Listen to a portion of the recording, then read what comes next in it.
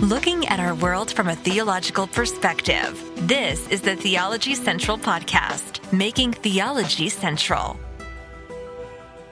No, just no. I don't want to do this.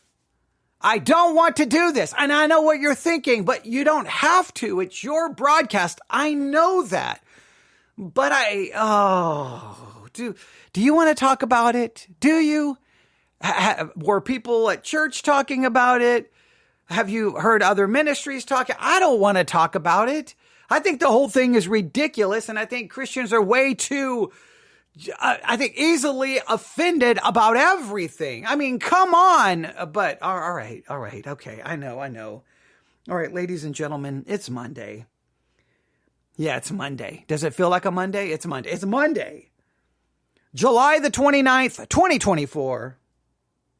It is currently 11:13 a.m. Central Time, and I am coming to you live from the Theology Central studio located right here in Abilene, Texas. Let me ask you a question. Do you watch the Olympics? Like, do you really watch the Olympics? Do you watch the opening ceremony to the Olympics?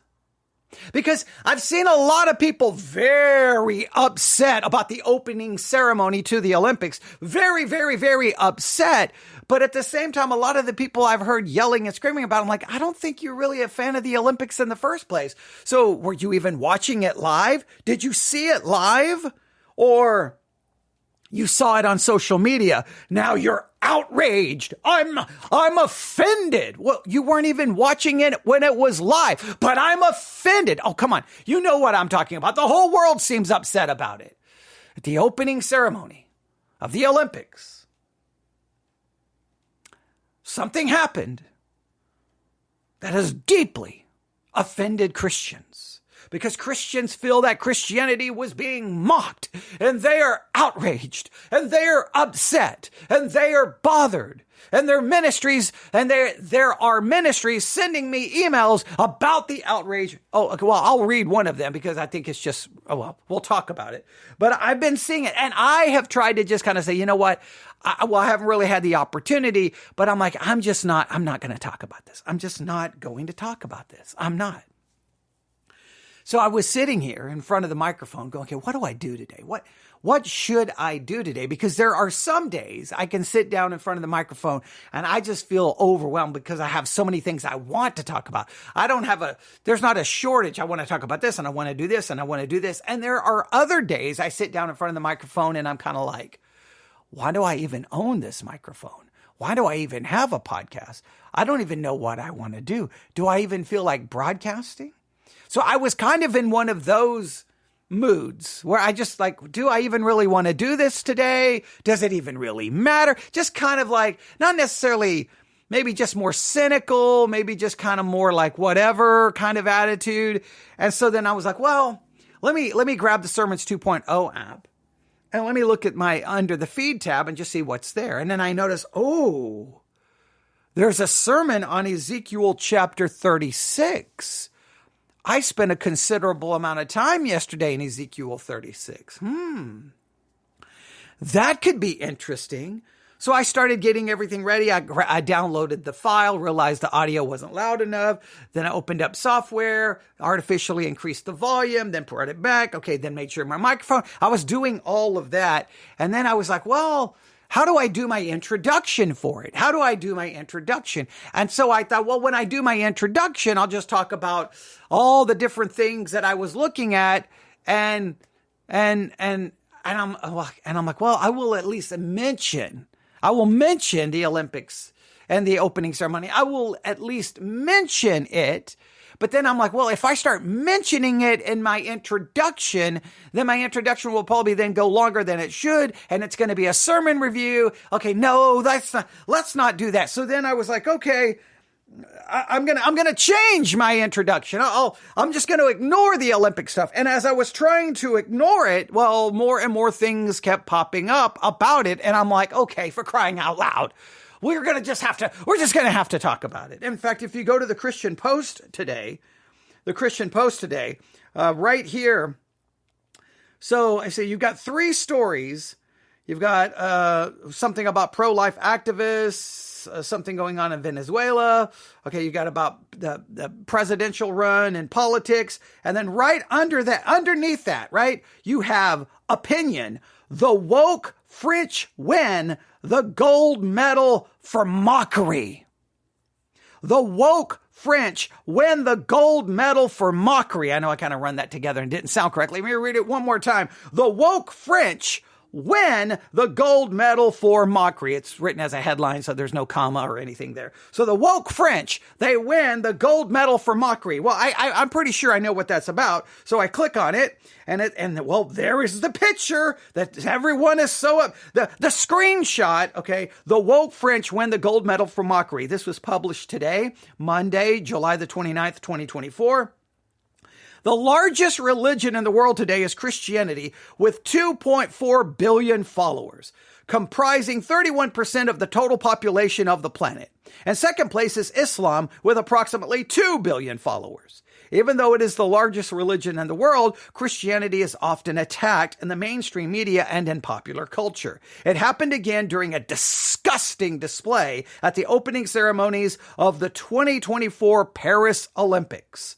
French organizers thought it was a clever idea to make a satirical spectacle of Leonardo da Vinci's famous painting, The Last Supper. Filling the role of the apostles were drag queens, including one who was partially naked, a transgender model, a singer dressed as a Greek god, and a child. Representing Jesus was a scantily clad, overweight woman in an outrageous costume. Why are you going to focus on her weight? What difference does it make? What difference does it make?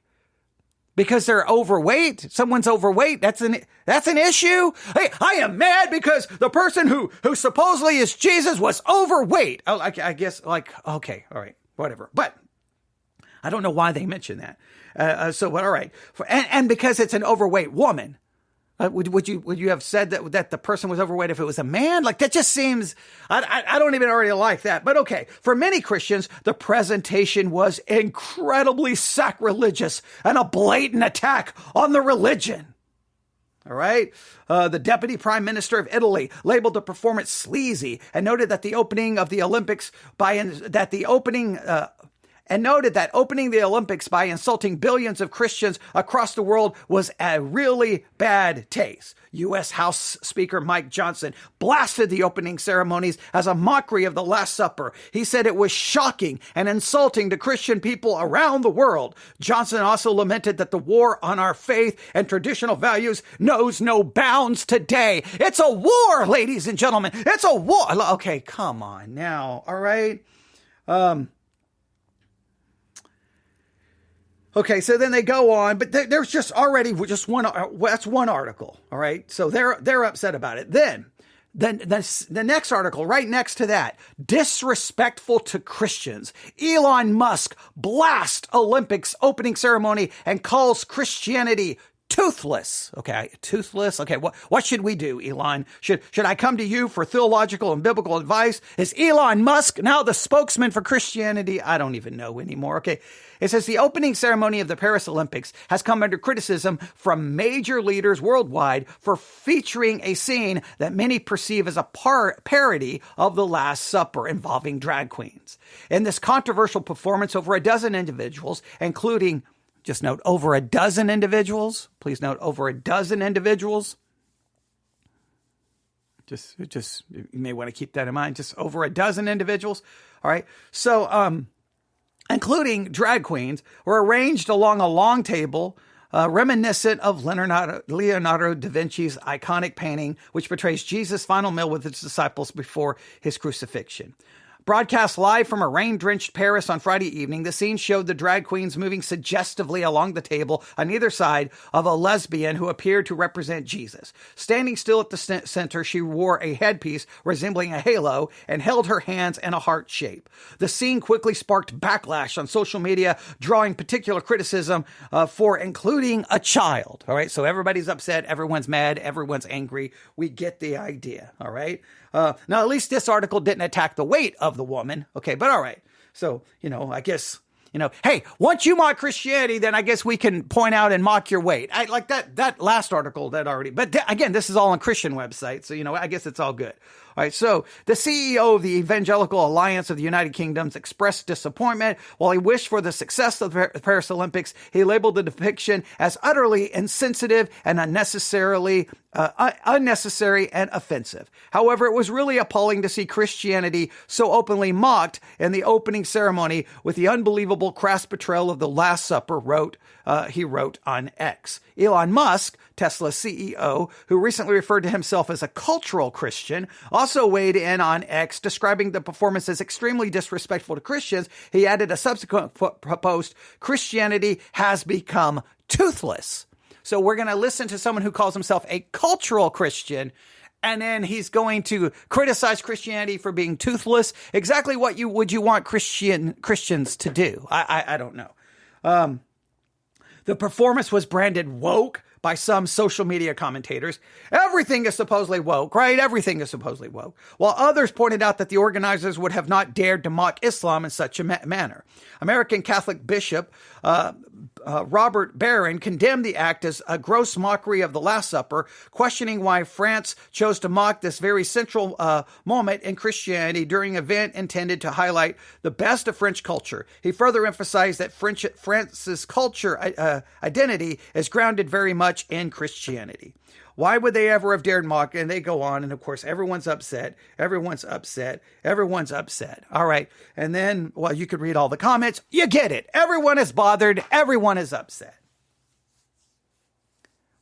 So so what should I do here? I don't even want to really be discussing this because I knew that this is a no-win situation for me, right? It's really no win because inevitably my approach is going to be contrary to 99.9% of everything you're going to hear coming from the pulpit and coming from Christian podcasters.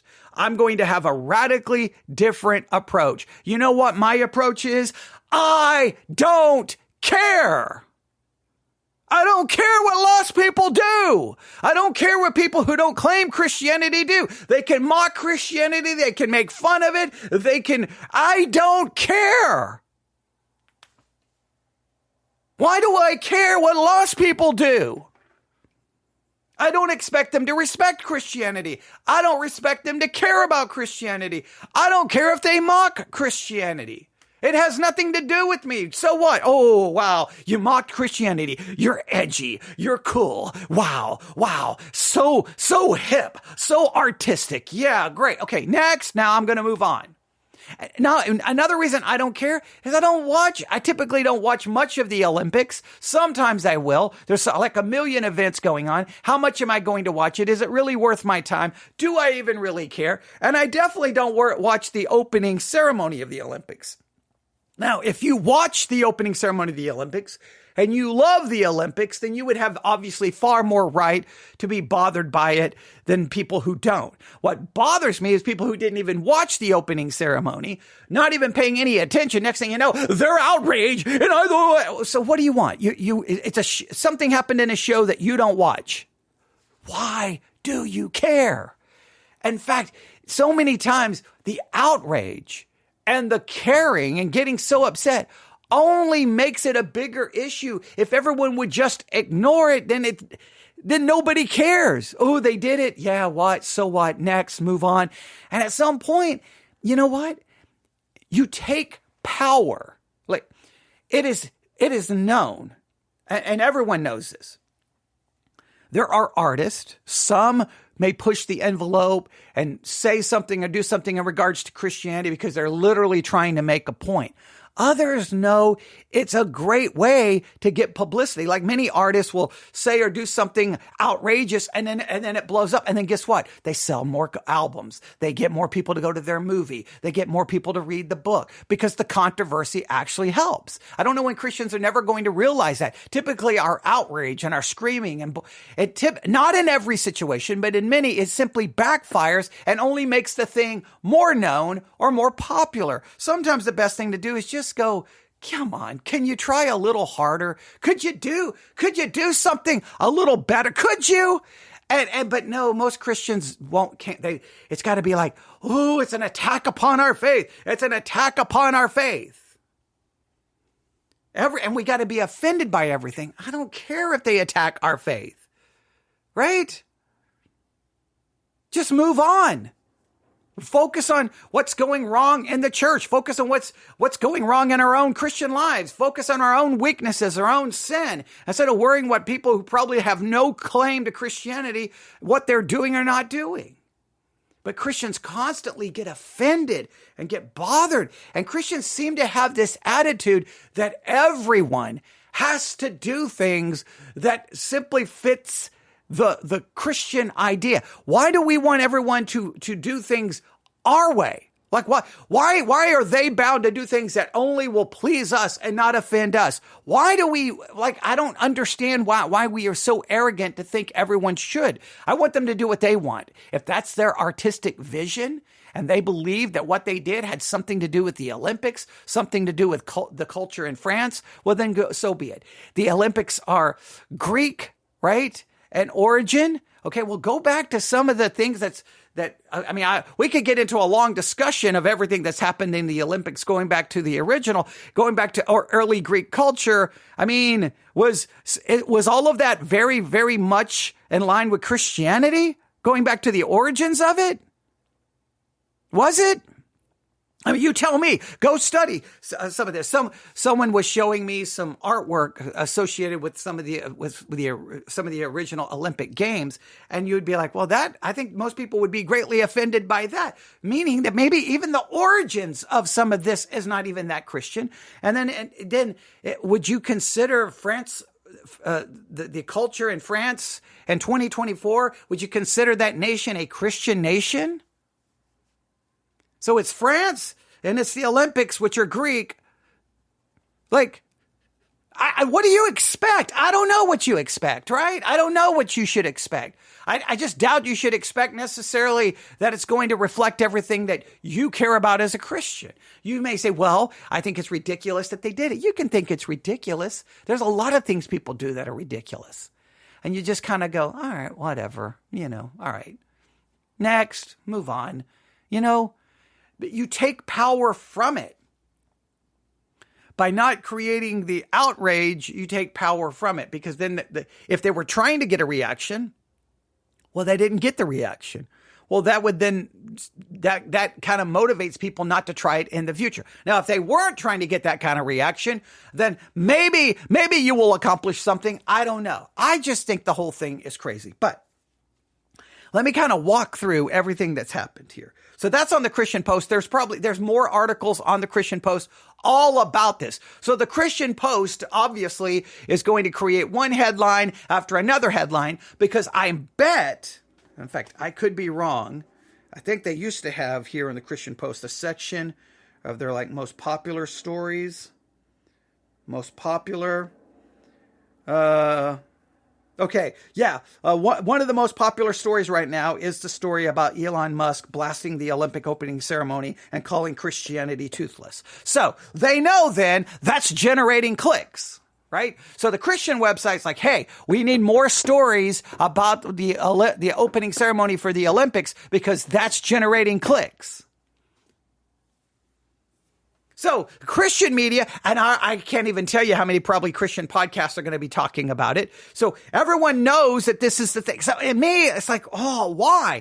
And again, my take was, I don't care. So I wouldn't even be discussing it. So I'm not here really to get into what the Olympics was trying to do or not doing. I will talk about it a little bit because I think there's been a lot of misrepresentation to what actually occurred. And I think a lot of people are not connecting it to ancient Greek culture and not connecting it to a Greek deity and Greek mythology. I think a lot of people are misrepresenting what happened, but you can debate that. But I'm more want to deal how Christians are handling it. So that's the only reason I'm talking. I don't even really want to be talking about it, but I feel like there's got to be someone like, hey, everyone calm down. All right. It's like everyone's so outraged by it. But okay. So let's go through this. Let's go first to see, when did I receive this? On July the 28th, yesterday at 4:08 p.m. July the 28th, 4:08 p.m. I receive an email. Subject line: a global ridicule of Christianity. Now, at first, I panicked when I saw the subject line. I'm like, a global ridicule of Christianity. Oh no, oh no, oh no, oh no, oh no. This is going to be some listener who's outraged at this and wants me to talk about it. And then when I talk about it, they're going to be outraged at me because I'm not going to be as outraged as they are about that. And then they're going to think that I'm a liberal and then I blah, blah, blah. And if you really cared about God, you would be upset. And I'm like, oh no, I'm going to lose a listener over this. So I clicked on it reluctantly and I'm like, oh, good. It's not from a listener. Okay, good. So I can't offend anyone yet. So I'm like, all right, what does this say? And now I'm realizing, oh, this is from Dr. Robert Jeffress. And I'm like, oh boy.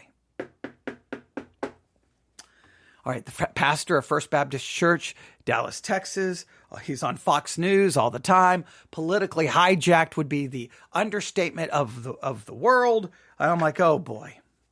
All right, so what has he got to say about it? All right. Then it has my name. Then it says this: the Olympics are supposed to be a time where nations and people from across the globe come together and put aside their differences and unified by sport. Instead, Friday's opening ceremony for the Paris Olympics included a debauched depiction of Leonardo da Vinci's The Last Supper with drag queens as Jesus' disciples. I talked about this on Fox News and spoke of how this attack on the very essence of the Christian message is not funny and is offensive to every Christian everywhere. Okay, well, you want another hot take of mine?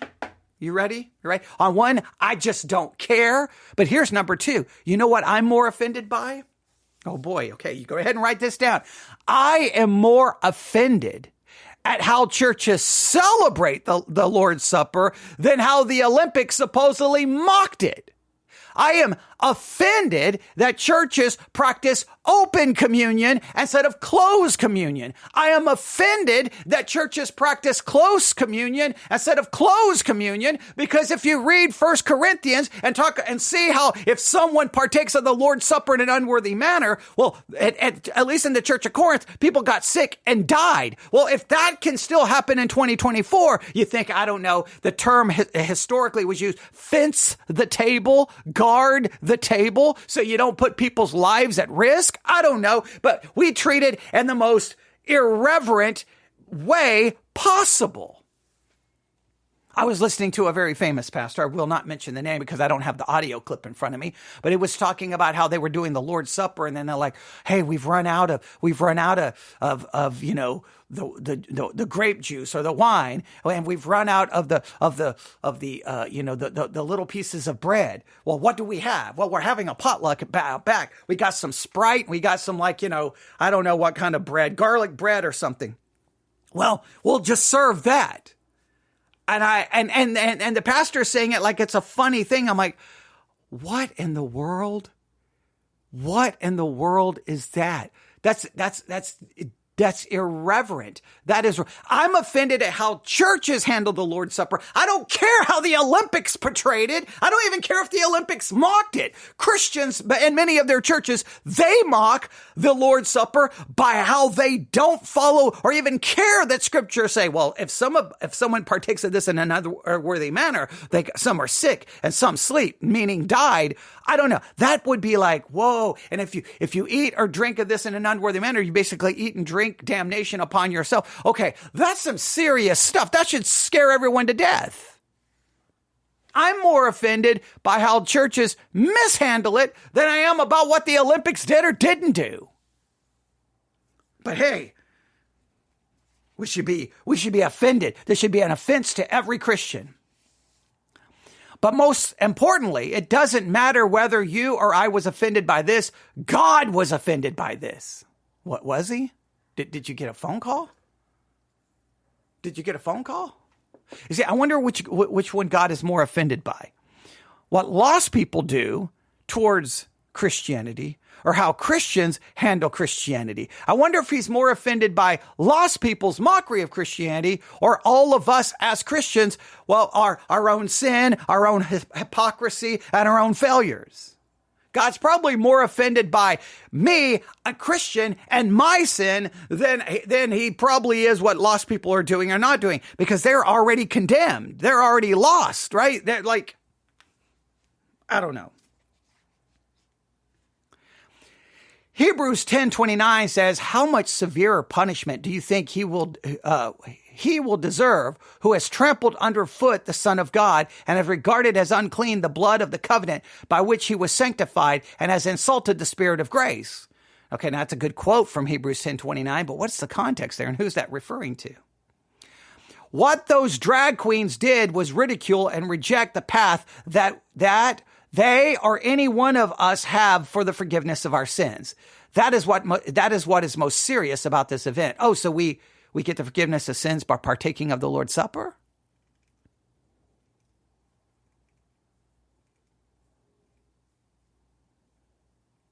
Or are you saying that they were ridiculing the blood of Christ? Is that what you're like? Okay, we could get into a whole discussion here, but then this is what this is where the email goes. All right. I invite you to watch the rest of the interview. Here is the link. This event confirms how critical our mission is at Pathway to Victory. We are absolutely committed to piercing the darkness with the light of God's word and giving hope to those in need. This has never been more important in a world where open ridicule and attacks on our faith are acceptable. We must continue to spread the message of faith, love, and redemption to a weary and sin-sick world. When you make a gift to Pathway to Victory, you will ensure that we will continue to effectively communicate the truth of the gospel to those who need it most. Now, I want you to see that. That's when I almost just smashed my iPad into a million places. Okay, so the Olympics did something. We should be offended by it. And then what I should do is send you money? You're going to use what happened at the Olympics as a way for people to send you money.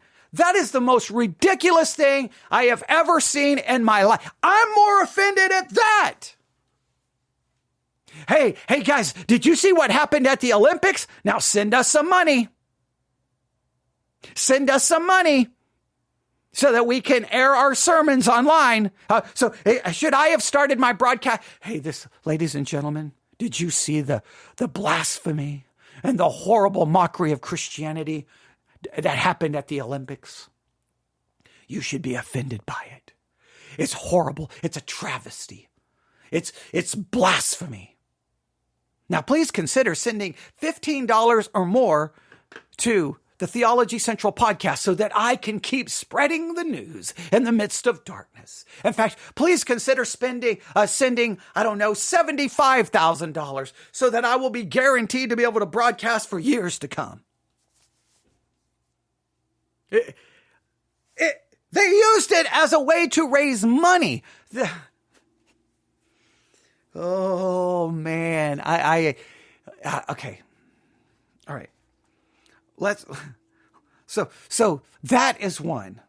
Well, then this one, Don Jr., Donald Trump Jr., right? Don Jr., Donald Trump's son. All right. Oh, I can't completely, hang on. This article is somewhat locked here. I don't think I can get to it. All right, hang on. It wasn't unlocked. Now it's locked for some reason. Okay. Don Jr. slams satanic Olympics opening. Mom was Olympian. As well as flaming Olympic organizers, which while wrongly thinking part of the show was irreligious, Trump Jr. revived disputed claims that okay, so they get into a lot of things, but the point is Don Jr. slams the Olympics as satanic. He's making a claim that his mom was an Olympian, and there's some arguments about that. Okay, I don't want to get into all of that controversy, but it's satanic. Now we've got people involved in politics saying it's satanic, so now it's going to become a political thing. I can't read all of that article. I'm trying to go from, I don't know why it's locked. Hang on, let me do a refresh. Okay, here it is. Wait. Oh, it just opened. Okay, so Donald Trump Jr. No, it just locked again. All right. Okay, it locked. I can't do anything about it. All right, so we have some politicians involved. We have churches using it as a way to raise money. We have Christians that are supposedly all offended. We have the Christian Post ensuring they continue to make stories about the subject because, well, it's good for clicks and then drives more traffic to the site. All right, got you. My take is, number one, I don't care what lost people do. I expect lost people to do, well, things that lost people do. I don't have any expectation for them to love Christianity, to respect Christianity, and I have no expectation they will not mock it, all right? Because that's kind of what they do, all right? So what do I want them to do? Stop mocking Christianity, or do I want more for them to become a Christian? Like, what's more important to me? I don't know. And then secondly, I am more offended at how churches handle the Lord's Supper than anyone supposedly mocking the Lord's Supper. Now, but there's more to this story. This article currently is not locked. I'm sorry that Donald Trump Jr., I'm sorry that article got all messed up because, well, it locked on me, all right? So, and I'm not going to pay money currently to see it, all right? So here we go. Here's another article. This one, Paris 2024 Olympics. Did everyone get it wrong about that controversial opening ceremony moment? Now, as soon as I saw this, I'm like, ooh, I wonder if people got this wrong. Because again, it's the Olympics happening in France. The Olympics have Greek origin. So we have Greek culture. We have the culture in France. I wonder if people are misinterpreting this. So here we go. Alternative theory about controversial Olympic moment. Christian leaders claimed it wasn't referring to the Last Supper. I'm like, oh, that's interesting. All right. So the opening ceremony of the Paris Olympics sparked outrage for the so-called blasphemous depiction of the Last Supper, but a new theory has emerged about what the bizarre performance was really about. Reverend Benjamin Kramer, based in the U.S., shared a post on social media which dispelled the allegation that the controversial scene featuring drag queens was mocking Leonardo da Vinci's classic painting and therefore Christianity. The post reads, "It was a representation of the event called the Feast of..." Now, how many know this word?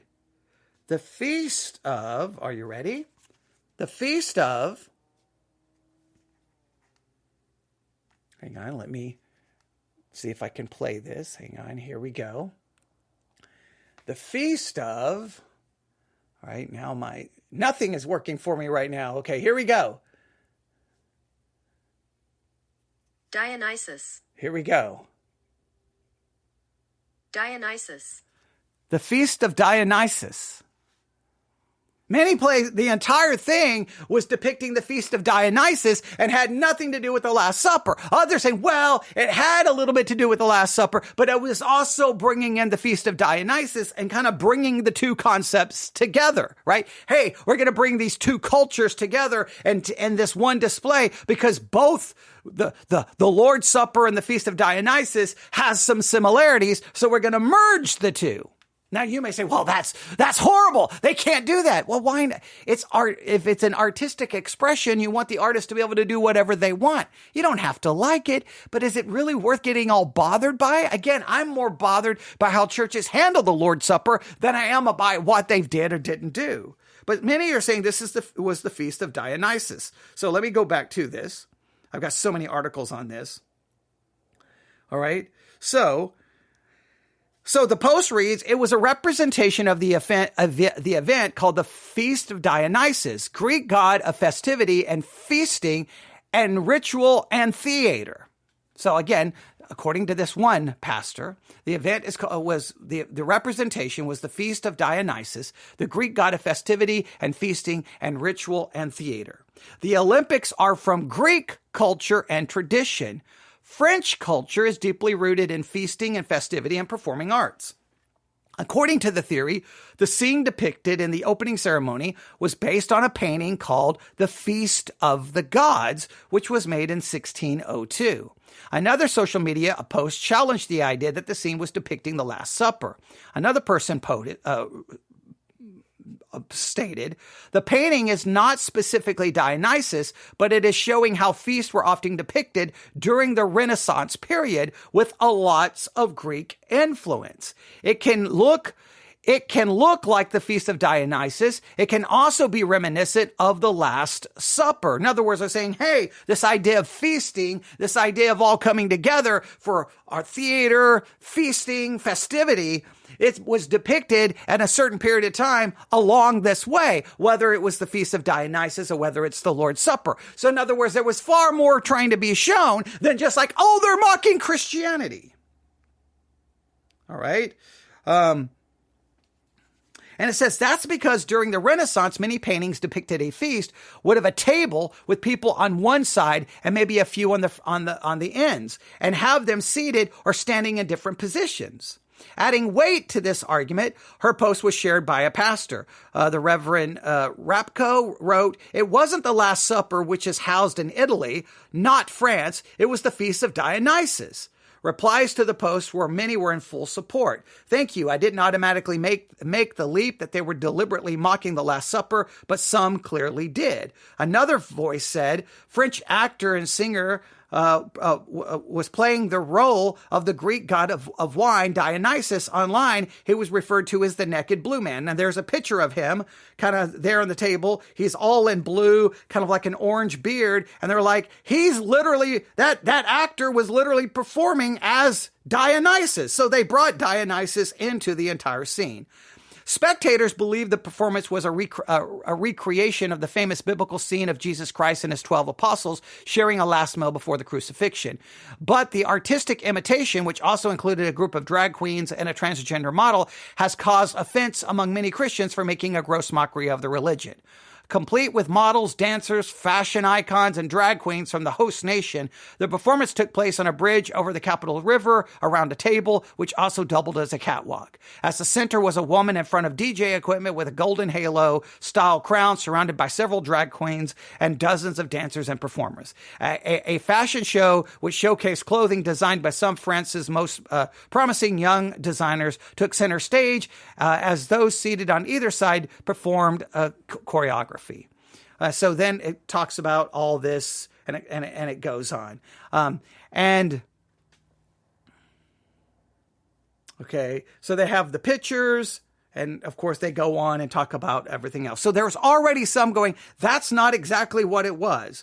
Now, just a few hours ago, this article dropped. Paris Olympics organizer. The organizer of the Paris Olympics says drag performance was nod to Greek mythology, not Last Supper. An organizer of the Paris Olympics said that the drag performance during Friday's opening ceremony was a nod to Greek mythology, not the Last Supper. Thomas Jolly, the artistic director of the ceremony, told French news channel on Sunday that the inspiration for the scene was the Greek god Dionysus, according to NBC Today. His comments came after the opening ceremony included a scene that some said looked like Leonardo da Vinci's painting of the Last Supper. There is Dionysus who arrives on this table. He is there because he is the god of celebration in Greek mythology, Jolly said, according to NBC. The idea was to have a pagan celebration connected to the gods of Olympus.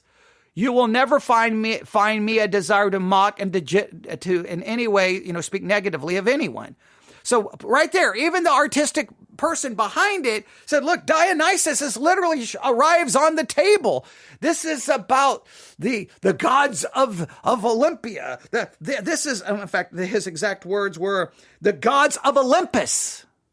This had nothing to do with Christianity. Now, what I have always heard is when we see that picture, I've heard pastor after pastor say this. When you see that painting of the Last Supper, ignore that. That is a misrepresentation of what the Last Supper would have looked like. It would not have been sitting at a table like that. That's not, in fact, it's a misrepresentation. So what I have always heard is that painting actually does a disservice because it gives a wrong impression of what the Last Supper looked like, because that's not how it would have been done.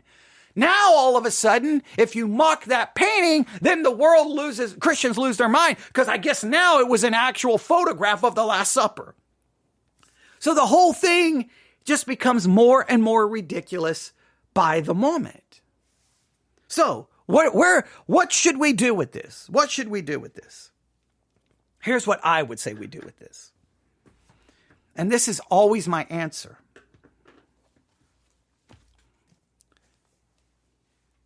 When the world, let's go with the theory, let's go with the idea, this was a direct attack upon Christianity. They were sitting in a conference room and they were like, hey, opening ceremony to the Olympics. Here's our opportunity. Let's mock and make fun of Christianity to the best of our ability. Let's offend them. Let's show them that we hate their religion. Let's show that we hate them. Let's do that. And everybody in the conference room was like, yes, this is a great idea. Let's do it. Okay, so what do? We're going to attack the Last Supper because we want to attack the Lord's Supper. Let's do it. All right, so let's say that's what they do. All right, now, here's my thought. You can get offended. You can get mad. You can try to, I guess, tell them that you're not going to watch anymore. You're going to boycott.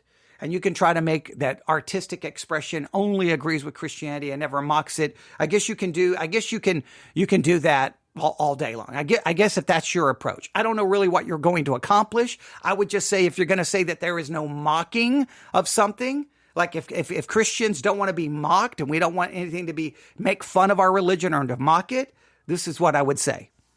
Then do not support when pastors mock other religions, when pastors say derogatory, mocking things to different people, to different groups, when pastors say mocking things to liberal politics. Like, if the idea is that mocking is wrong and making fun of or is wrong, then I don't want. I've heard Christians mock homosexuals. I've heard Christians mock.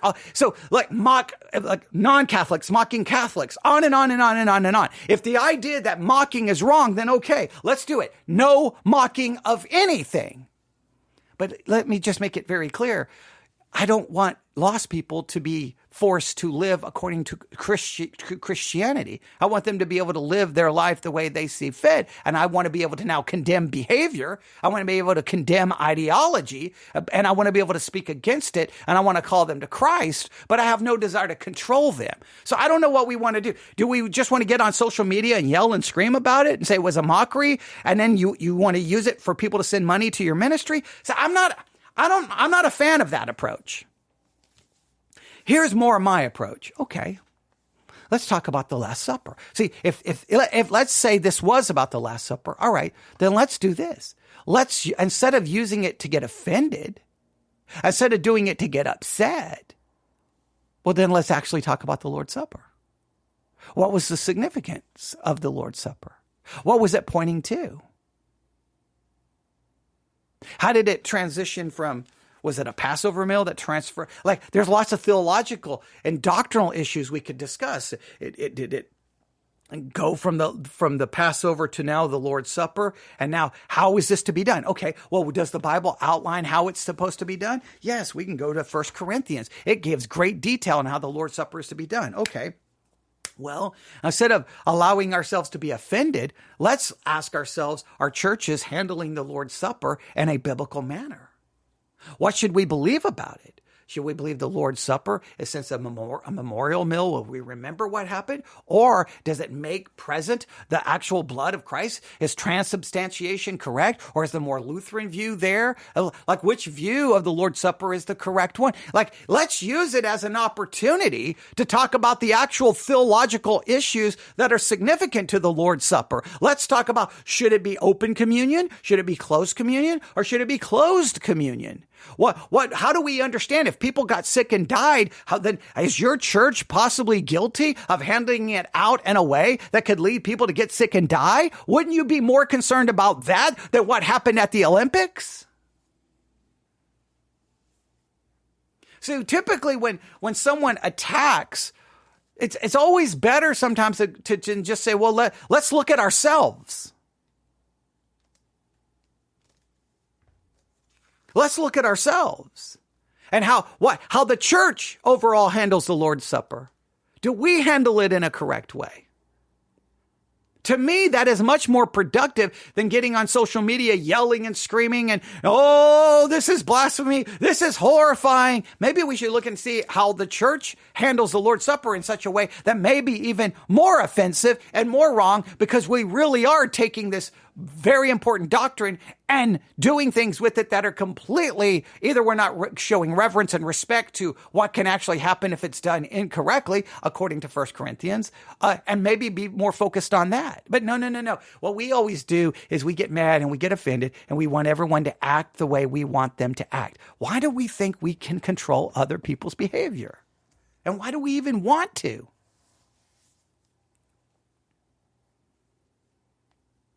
Now, if you didn't even watch the opening ceremony, then the only reason you're offended by it is because you're looking at what other people are saying about it. It didn't have any impact on your life because you didn't even watch it. Now, if you watched it and you got offended by it, then okay, at least you were watching it and then it had an impact on you. You didn't go find it from, because you saw something on social media. Well, then okay. Now, the question is now, you're offended. What are you going to do with it? What are you going to do with it? What do you want? What do you want? What exactly do you want to happen? Do you want everything to always be in line with Christianity so you're never offended? Well, that's not, we're in the world, we're not of the world. You can't ever expect that the world's going to act, think, or be considerate or care about how Christians feel, because they're not Christian. They don't think that way. And in many cases, they hate Christianity. So what do you expect?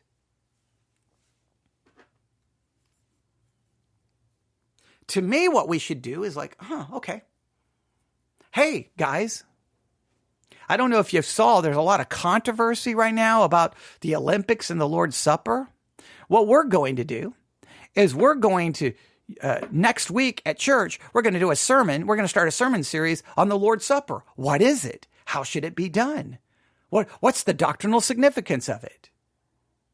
Hey, if you're a youth director, hey, kids or teenagers, hey, has everyone been talking probably on TikTok a lot about the controversy at the Olympics? Yeah. What do you guys think about that? Okay. Well, let me ask you some more important question. What is the Lord's Supper? Why do we do it? What does it mean? How should it be done? Are there dangers in taking the Lord's Supper? Could you get sick and die? What I would be more offended by is you can ask basic doctrinal questions about the Lord's Supper to many of the Christians who are supposedly offended about it, and they would fail a test on basic questions in regards to it. Use it as an opportunity to teach. Use it as an opportunity to deal with it. Use it as an opportunity to talk about the different views in Christianity in regards to the Lord's Supper. Not get offended by it. Say, okay, hey, you mocked it. Thank you so very much. Now we've got the whole world talking about it. Guess what? We live in a culture where the world is not that well versed in Christian things. They may not even really know what the Lord's Supper is. So then it's our opportunity to go, hey, I know we're not here to really argue about what the Olympics did, but what we want to do is help you understand exactly what the Lord's Supper is. And how it actually looked and when it actually happened and what was going on and what immediately happened after. Instead of yelling and screaming, you're not adding any light to the situation. You're not adding any benefit. All you're doing is just adding more noise.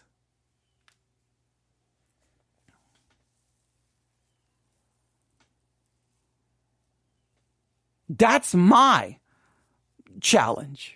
Don't fight it. Say, okay. What can we do to talk about the Lord's Supper in a more positive way, in a teaching way, in an edifying way? Now, what I would challenge you to do, here's what I would challenge you to do, because I want to turn this into something positive. This week, your assignment is to spend a good portion of this week reading 1 Corinthians chapter 11, starting in verse 17 to verse 34. 1 Corinthians chapter 11, verses 17 to 34. 1 Corinthians chapter 11, verses 17 to 34. I want you to read that at least 5 times this week. Just read it and just consider some of the things said there. I mean, they had added kind of a feast to the Lord's Supper. Some sometimes refer to it as the agape feast. And that was becoming a problem. And Paul tells them, hey, stop, go home and eat. So why did churches continue to have potlucks and fellowships when Paul literally tells them, go home and eat, come to the church to partake of, the Lord's Supper? And we're doing this for spiritual reasons, not to shove food down our throats. Oh, no. Oh, and see, we don't want to have a discussion about that. No. See, no. We just want to yell at the people at the Olympics, who is representing something that had more to do with probably Greek culture and what was going on in France than it had anything to do with the Lord's Supper. And Dionysus, a Greek god, and the gods of the Olympus. That it probably had more to do with that than had anything to do with the Lord's Supper. But you know what? Nobody really cares whether it does or not. I'm not even going to get into the debate because it's just people yelling and screaming at each other, and nobody actually cares to do any serious research. But I know this, if you're going to say it's the Lord's Supper, and now everyone's talking about the Lord's Supper, then let's talk about the Lord's Supper. So this week, instead of arguing and fighting with people, go read 1 Corinthians 11, 17 to 34, and see how well you actually know everything that's going on in that. 1 Corinthians 11, 17 to 34. And then what I want you to do is this week for the Sermons 2.0 app challenge, just look up random sermons on 1 Corinthians 11, 17 to 34. And then when people are talking about it, you say, well, you know what? You're upset about it. Let's talk about the Lord's Supper. Let's just talk about it. And let's add light to this subject instead of just yelling and screaming about it. Because a lot of the yelling and screaming, you're literally judging motives. See, Christians are running around saying they were mocking God and you can't accuse and judge people's motives because you don't know motives. You can't see into their hearts. That's when your judgment becomes the wrong kind of judgment. You can judge the action and you can argue, well, I think the action was this or that. And they can come back and go, well, you misinterpreted my action. I was going with the Greek god Dionysus and you think it's about Jesus. You're missing the whole point. Or maybe it's trying to bring all of it together. I don't know. But why? I mean, what value comes in debating that or fighting that? It would be better for us to spend the week actually looking at the Lord's Supper. So 1 Corinthians 11, 17 to 34, that's what you're going to read at least 5 times this week. And you're going to look up random sermons on 1 Corinthians 11, 17 to 34. And then you're going to avoid fighting and yelling and screaming with people on social media where it's about as useless as going and banging your head against a wall. In fact, banging your head against a wall may be you may accomplish more because at least maybe you'll end up with a concussion or bust your head open and need stitches. That will be probably more valuable than what you're doing on social media. So my take is, I don't really care what lost people do. My second take is I'm more offended about how churches handle the Lord's Supper than someone mocking it. Third, I am more offended by at least one ministry, Robert Jeffress, using the opportunity as a way for me to send money to his ministry. That's offensive. I'm offended that a Christian article talking about it attacked a woman's weight. Okay, that's offensive. I'm offended that this turns into a political thing. And I'm offended that Christians never see the opportunity presented them. This is an opportunity. The whole world's talking about the Lord's Supper. Nobody really understands it. Hey, stop fighting and start teaching. Your teenagers and your church, they're going to be seeing it on TikTok. Say, hey guys, let's talk about the Lord's Supper, right? Let's just Sunday, you could immediately just change your entire curriculum. Like, hey, let's talk about, hey, young people, how many have seen this on TikTok? How many people have seen this on Instagram or whatever social media platform they're utilizing? Oh, okay. What do you think? What do you think? Well, that's great. I'm glad all of you have your opinions. Now let me do this. I'm going to hand out a 10 question quiz on the Lord's Supper, and let's see how many you get right. Oh, okay. So you all think it was blasphemous, but guess what? You all failed a test on the Lord's Supper. Which is more offensive? You being a church member and a Christian who can't pass a test on the Lord's Supper, is that more offensive than lost people supposedly mocking it at the Olympics? I am more offended at what Christians say about the Lord's Supper and their misunderstanding of it than I am at what's happening at the Olympics.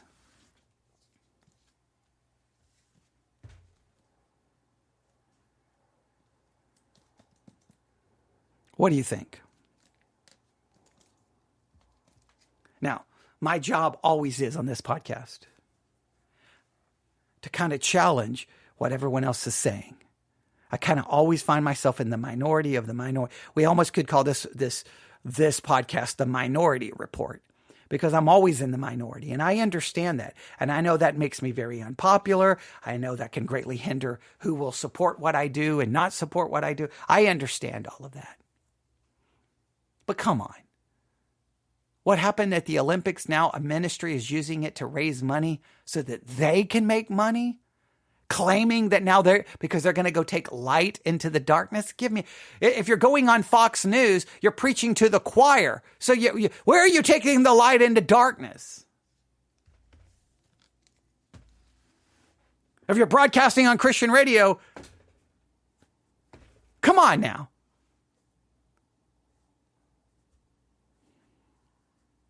Right? So, there you have it. I do apologize that the article about Donald Trump Jr. I apologize that one got all messed up. But it was open, and then when we went back to it, it decided, no, you got to pay to continue to look at this article. Well, I was looking at it 5 minutes ago. Why did you do that? But it was just going to be the political take on it. So, because I was trying to add the different perspectives. Like how Christianity was handling it, how the politics were handling it, how some are pushing back, going, you don't even understand it, and how some of the organizers of the Olympics themselves are saying, you're misunderstanding this. This is about the Greek god Dionysus. And if that's the case, do you realize how stupid we look? If that's the case. I can't say it is or whether it isn't. Because here's the thing. I don't know, I can't judge what's inside someone's heart. So instead of yelling and screaming about the action, say, thank you so very much. The summer 2024 Olympics have now provided me the opportunity to get as many people as possible talking, thinking, and studying the Lord's Supper. So by the time the Olympics are over, everyone that I can reach will have a better understanding of the Lord's Supper than they did before the Olympics began. So see it as a positive. I don't know why Christians don't do that more frequently. All right. See, I think sometimes it requires being as wise as a serpent and harmless as a dove. Sometimes it's better how to fight. We're supposed to overcome evil. No, we're not to be overcome by evil, but we're to overcome evil with good. Sometimes the way we respond, I'm not going to listen to Elon Musk say, well, Christianity is toothless. What exactly do you want me to do? Elon, yell, scream, fight, go spend 4 hours on X posting things about it?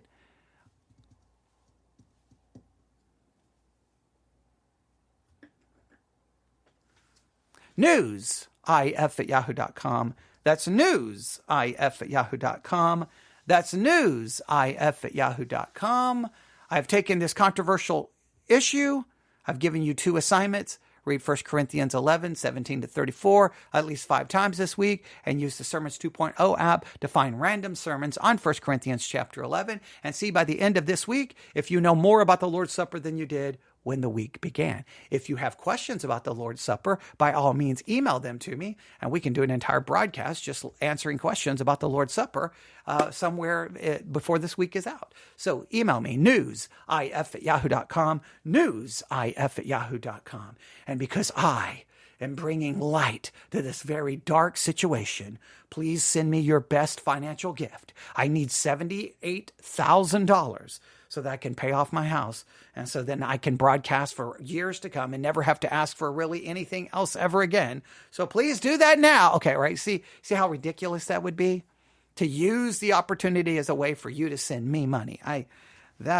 I've seen everything in Christianity, but I'm not surprised by it because I've seen I get emails from ministries constantly.